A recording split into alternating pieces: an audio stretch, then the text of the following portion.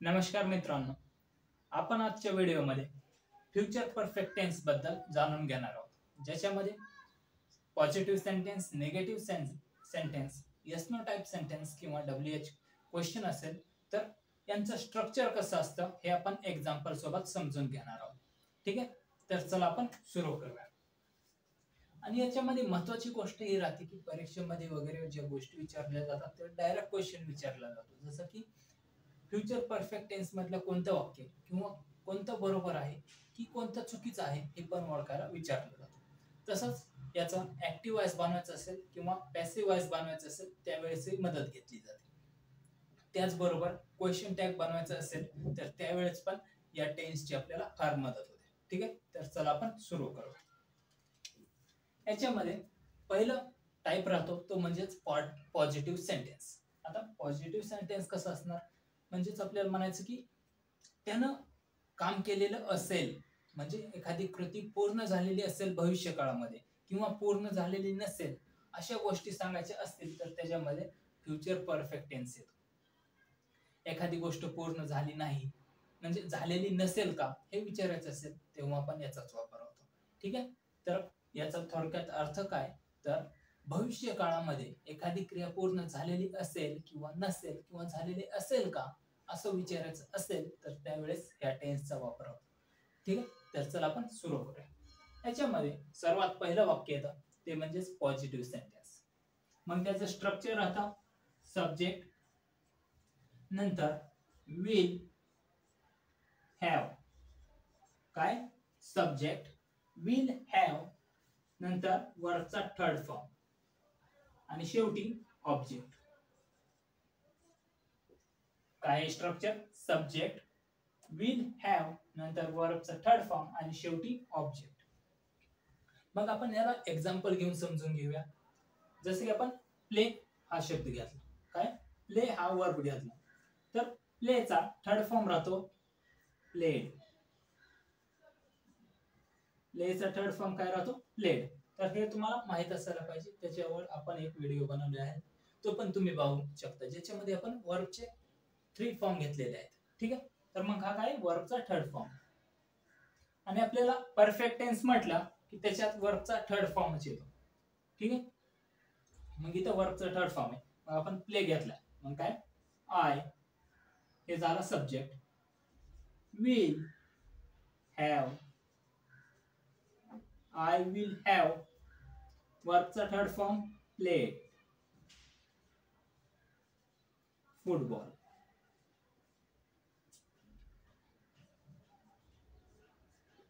काय I will have played football, मी football खेळलेला असेल, म्हणजेच काय कृती पूर्ण झालेली असेल. फुटबॉल खेळण्याची जी क्रिया आहे ती भविष्य काळामध्ये पूर्ण झालेली असेल एका ठराविक वेळेमध्ये. ठीक आहे, तर ती पूर्ण झालेली असेल. मग दुसरं आपल्याला घ्यायचं सब्जेक्ट बदलायचं तरी पण बदलू शकतो. जसं की आता आय ऐवजी आपण ही घेतला, काय he will have played football.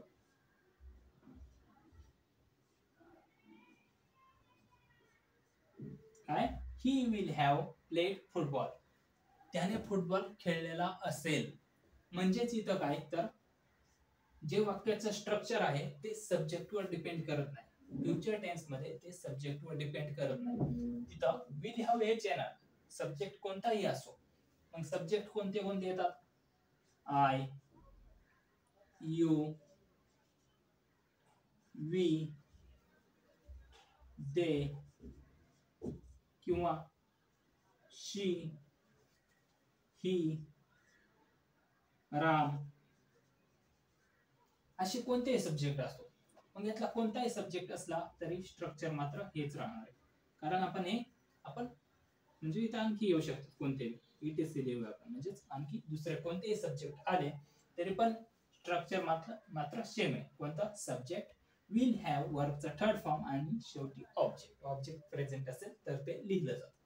ठीक आहे, तर चला आपण आणखी एक एक्झाम्पल घेऊया.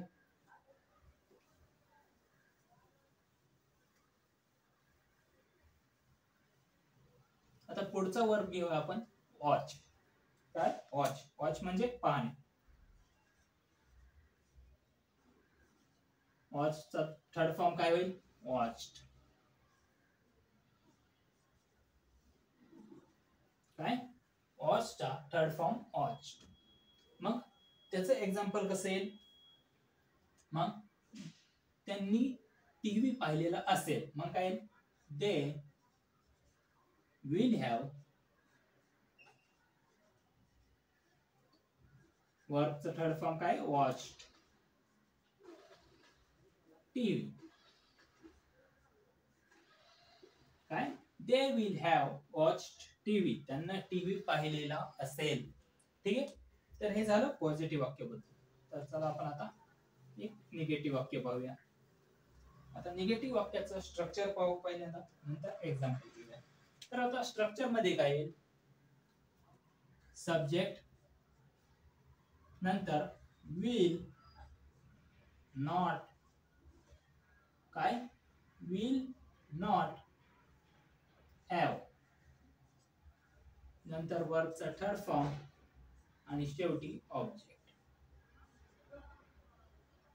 काय आलंय, सब्जेक्ट, विल नॉट हॅव, नंतर वर्बचा थर्ड फॉर्म आणि शेवटी ऑब्जेक्ट. आता इथं विल नॉटलाच आपण ओंट म्हणू शकतो. काय, ओंट पण येऊ शकतं स्ट्रक्चर मध्ये. मग काय बनेल, जर ओंट आला तर सब्जेक्ट, ओंट हॅव, वर्बचा थर्ड फॉर्म आणि ऑब्जेक्ट. ठीक आहे, तर इथं काय ओंट पण येऊ शकतो. आता आपण याचं एक उदाहरण पाहूया. आता आपण ब्रिंग घेतला, हा वर्ब घेतला. ब्रिंग म्हणजे काय, तर आणणे. मग याचं थर्ड फॉर्म काय होईल, ब्रॉट. ब्रॉट म्हणजेच हा काय झाला, वर्बचा थर्ड फॉर्म. ठीक आहे, आता आपण सब्जेक्ट घेऊ. त्यांनी विकत आणलेला असेल, त्यांना पेन विकत आणलेला असेल, सॉरी विकत नाही, फक्त आणलेला असेल. ब्रिंग म्हणजे काय, आणणे. त्यांना पेन आणलेला असेल, मग काय ना, दे will have, they will have brought pen. काय, they will have brought pen, त्यांना पेन आणलेला असेल.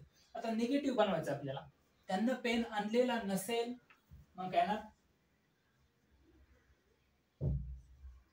they won't, they won't have brought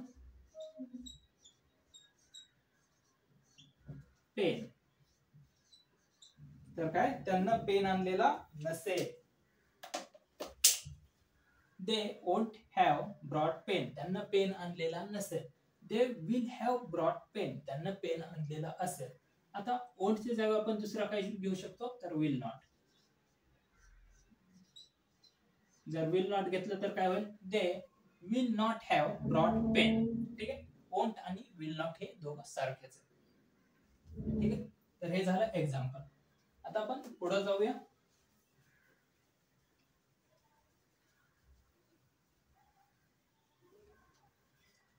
आणखी एक पुढचं एक्झाम्पल घेऊ. आता वर्ब घेऊया, टेल. काय, टेल. टेल म्हणजे काय, सांगणे. तर टेलचा थर्ड फॉर्म आहे टोल्ड.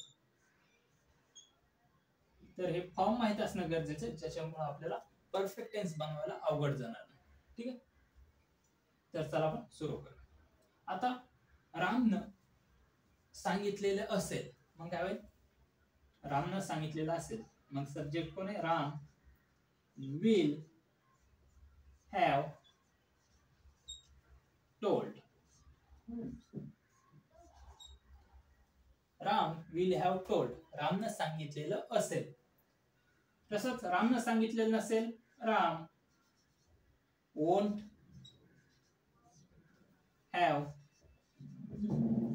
टोल्ड. रामनं सांगितलेलं नसेल, राम वोंट हॅव टोल्ड. आणि वोंटच्या जागा मग काय, विल नॉट पण घेऊ शकतो आपण. काय, विल नॉट. तर हे झालं आपलं निगेटिव्ह सेंटेन्स. चला आपण आता पुढे जाऊया. आता आपला तिसरा टाइप येतो. आता पहिला पॉझिटिव्ह निगेटिव्ह. आता तिसऱ्यामध्ये येत आहे yes no question. Yes no type question म्हणजेच क्वेश्चन असा ज्याचे उत्तर हो आणि नाही अशा प्रकारे देण्यात येतात. मग त्याच्यामध्ये काय होतंय तर हा विल याची जागा बदलते. फक्त विलची जागा बदलली आणि तो सब्जेक्टच्या अगोदर गेला की क्वेश्चन तयार होतोय. तो कसा तर स्ट्रक्चर काय होईल विल नंतर सब्जेक्ट नंतर हॅव वर्बचा थर्ड फॉर्म आणि शेवटी ऑब्जेक्ट.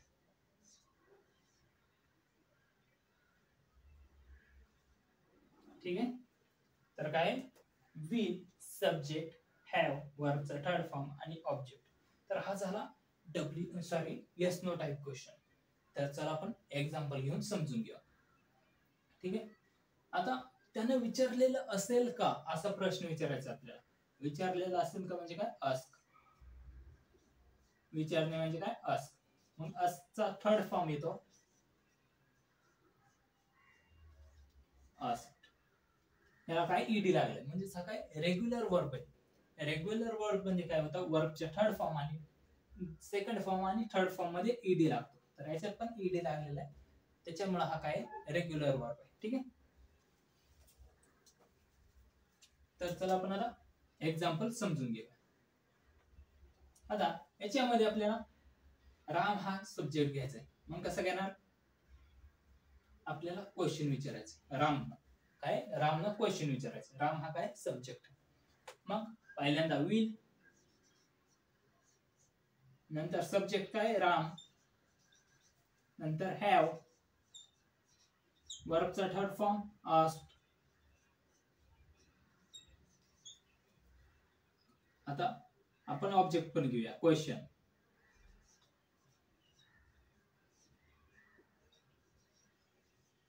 तर हा झाला आपला क्वेश्चन. काय will Ram have asked question. रामने क्वेश्चन विचारलेला असेल का.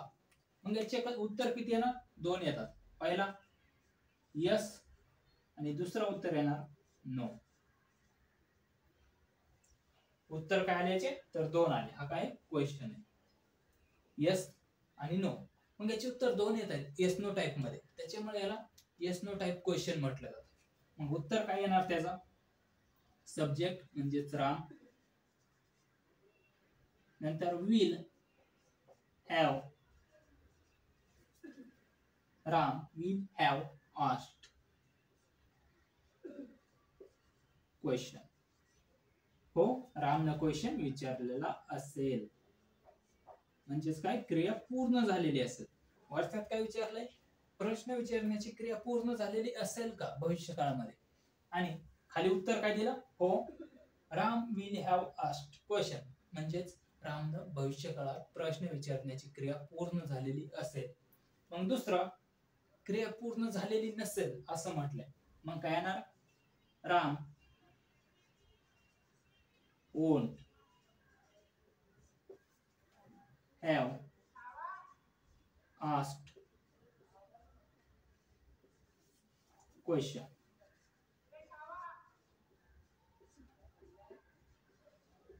तर पुढचं काय आहे Ram won't have asked question.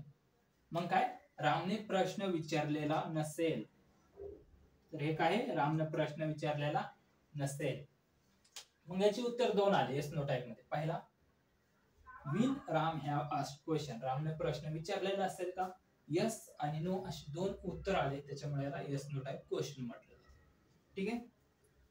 तर चला आपण आता पुढे जाऊया. आपण आता येस नो टाइप मध्ये उत्तर न देता फक्त प्रश्न कसा तयार केला जातो तर ते बघणार आहोत. आता दुसरा शब्द घेऊया शो. शो म्हणजे काय दाखवणे. मग शोचं थर्ड फॉर्म काय होणार शोड म्हणजेच दाखवलेला. हे काय वर्बचा थर्ड फॉर्म.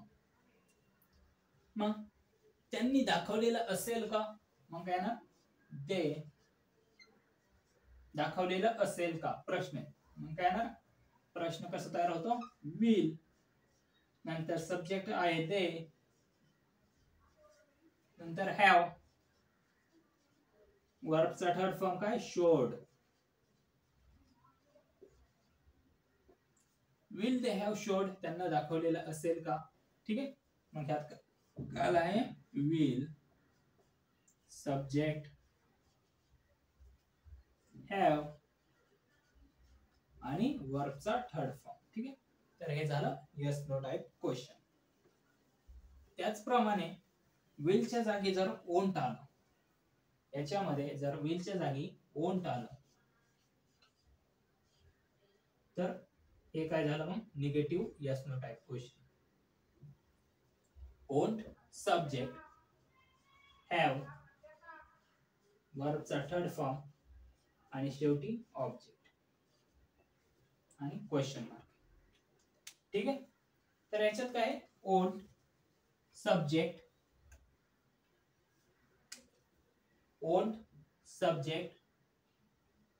नंतर हॅव आणि वर्बचा थर्ड फॉर्म आणि ऑब्जेक्ट. क्रिया झालेली नसेल का असं विचारायचं. आपण काय प्रश्न लिहिता, प्रश्न विचारलेला असेल का, प्रश्न विचारलेला असेल का. आता आपल्याला म्हणायचे प्रश्न विचारलेला नसेल का, मग काय ना won't they have asked question.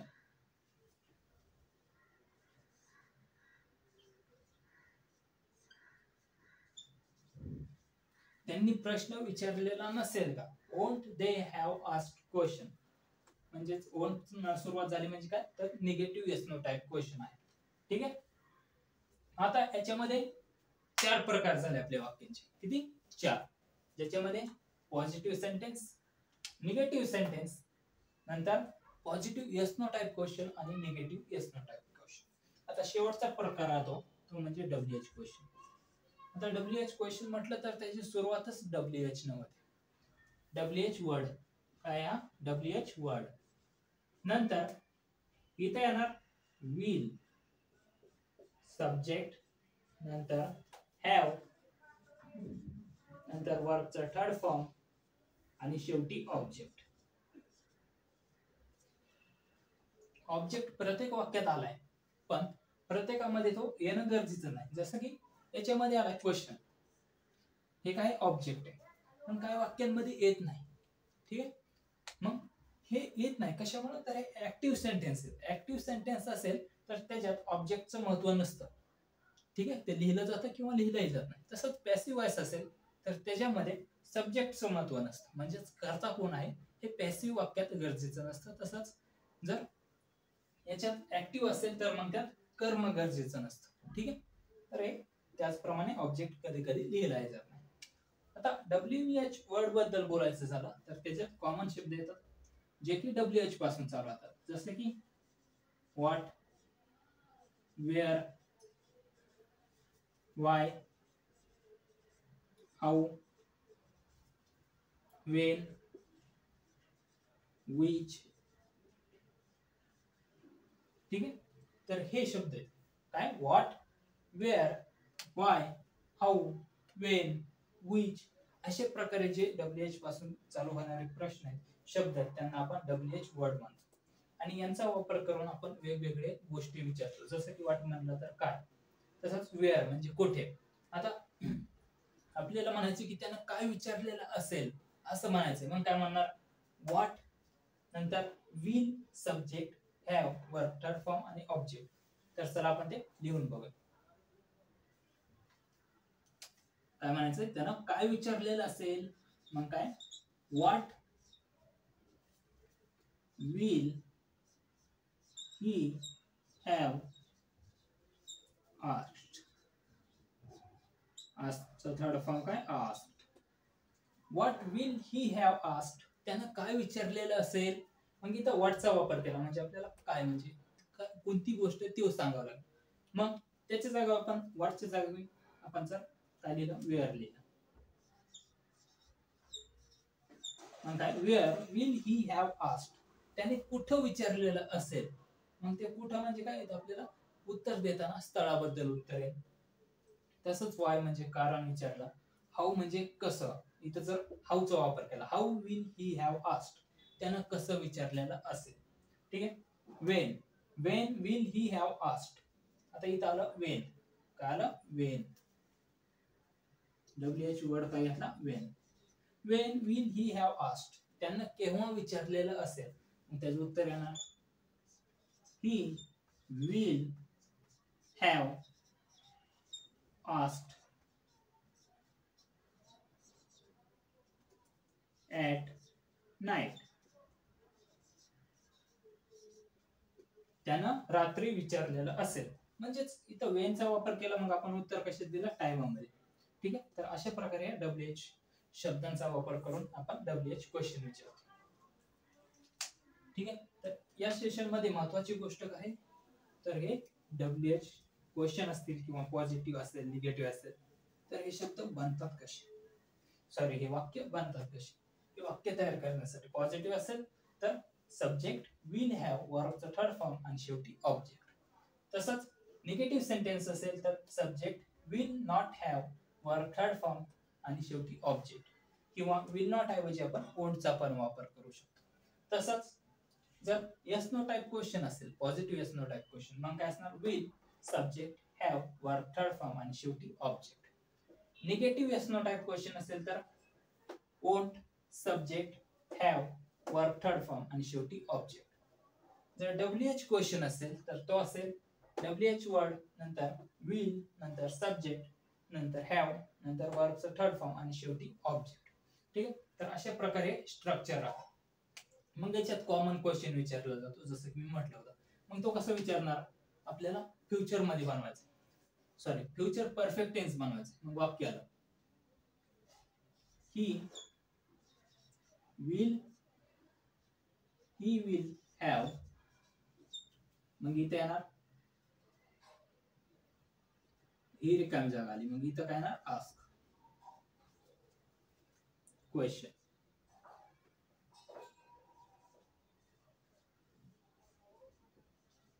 असा प्रश्न येऊ शकतो. काय तर हे एक प्रश्न आहे आणि आपल्याला इथं जी मोकळी जागा आहे तिथं शब्द भरायचा. असं कॉमनली आपल्याला शाळेतल्या परीक्षेमध्ये वगैरे असे प्रश्न पाहायला भेटतात. ठीक आहे. कधी कधी सोपा प्रश्न म्हणून कॉम्पिटिशन एक्झाम मध्ये पण येतो. तर मग आता इथं आस्क, इथं विल हॅव आले म्हणजेच हे काय, तर फ्युचर परफेक्ट मध्ये, कारण विल हॅव हे दोन्ही सोबत फक्त फ्युचर परफेक्ट मध्येच येतात. जर पुढं बीन आलं तर नंतर ते फ्युचर परफेक्ट कंटिन्यूअस टेन्स मध्ये येईल. पण इथं बीन नसल्यामुळे हे काय फक्त फ्युचर परफेक्ट. मग फ्युचर परफेक्ट मध्ये काय येतं? तर वर्बचा थर्ड फॉर्म म्हणजे आस्कचा थर्ड फॉर्म काय येईल? आस्क्ड.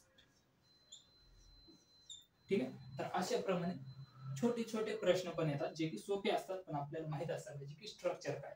आता फ्युचर परफेक्ट टेन्स मध्ये वर्बचा थर्ड फॉर्म हे माहित असायला पाहिजे. दुसरी गोष्ट, आता विल हॅव हे दोघं सोबत आले म्हणजे विल हॅव कोणत्या टेन्स मध्ये सोबत येतात हे माहित असायला पाहिजे.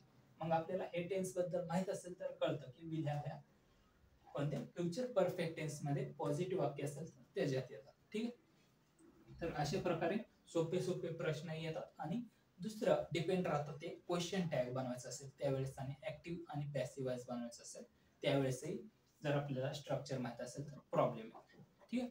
तर आज आपण इथंच थांबूया आणि पुढच्या व्हिडिओमध्ये भेटूया नवीन टॉपिकशी, जो की अशाच प्रकारे काहीतरी महत्वाची गोष्ट आपल्याला शिकवून जाईल. ठीक आहे. तर लवकरच भेटू नवीन टॉपिकशी. धन्यवाद.